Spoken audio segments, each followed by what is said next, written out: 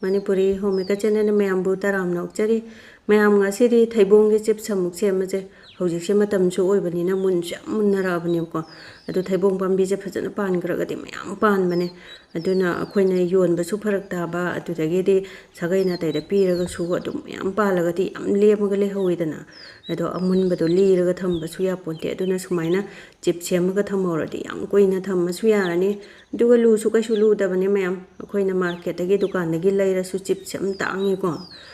ado akhoi su semaga thammoje phajana moina phajana semaga hairaga akhoi kadawai hairoi doino natra ado sumaina phajana haijing pharaba munge tawroba thaibong duni ko aduna sugai kanjida khaido aga magi maru singche matong singge loi lokthokche ko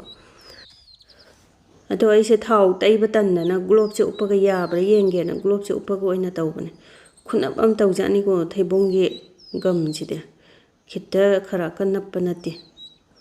the globe che usaribna khara lokthokpa yaba lokthokage tuga thau oina taibiu ko thau taibana khwai dagi nungai bana ai thau se refined oil je si oina kitang taisalage ko ya cha thau taira so dum yabane do ngak laitana ne yam napchalakani aduna ne tengkol amda ready da thammaga ne kitang lupiba aduna nungai bani ko sumaina magi masing kari kara loi lokthok ma tong sumaina loi phajana lokthokage ko do mayam su yumda akhoi gi thaibong gi chepche sembi ko yam haw bane do ki matik phajana haw bane do icha ga sin su khupa ma taw jane do sumaina tangkha ma magi matong ga se loi lokthoe masing magi maprang loi lokthoe ko tangkha ma sidi cherang yom jalaga thamgra dam noni thamada do mula ni amun boina khara ma charage ko do tangkhai jima je phanyam yam doini hojik semdora akanda hojik magi kanyo do chip ki taw godam gi ma ong do sema ji ko do magi manungi maru adugi maprang maru dugi maprang amsu yaweba dugi maprang do ne maru do ne adugi ti akhoi gi taw boda nungaroi da ba hauroi da ba jing do loi loktho ji ko chumain to magi maru je maprang su phajana yawai manungda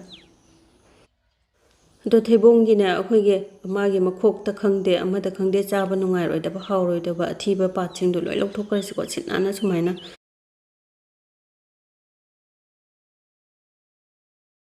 do sangtak na sumaina soirage do sumaina loina soidu eko do thum che chama sama khak lawre thum je kitang di yam daw male machu kitang amaga hapke khoi gi khuchapi amani gi chang aduga ising kitang hapaga sumaina mix tawge ko horen taw bada khoi gi thum kitang yauna bani aduga masak su kitang phajana bani machu hapi sina do hap tra su yai ko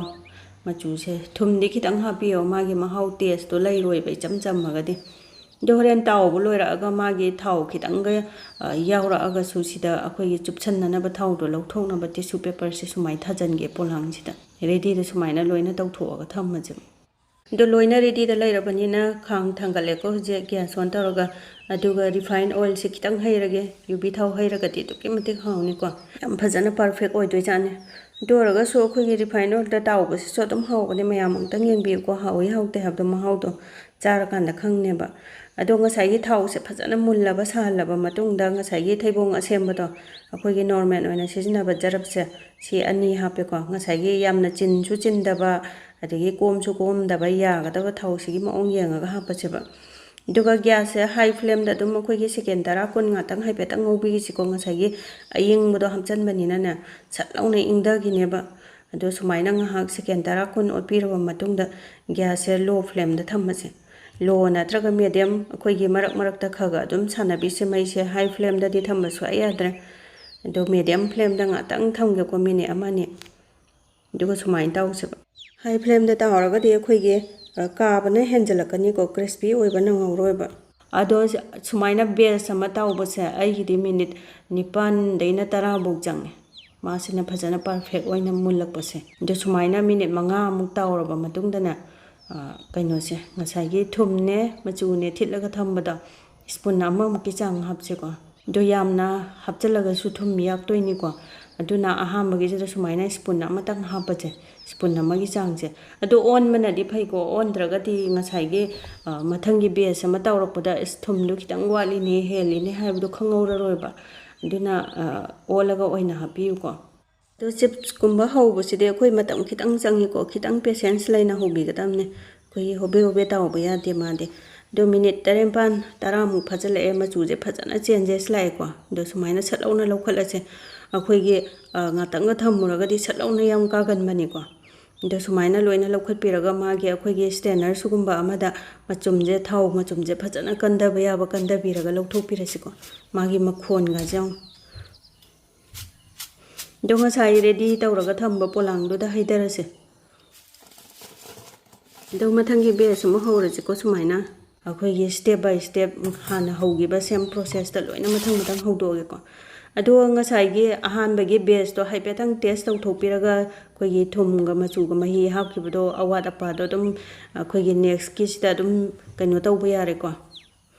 khoi gi wale haraga chu khitang hena happy ba khoi gi hen male haraga chu khitang walan ba yare ko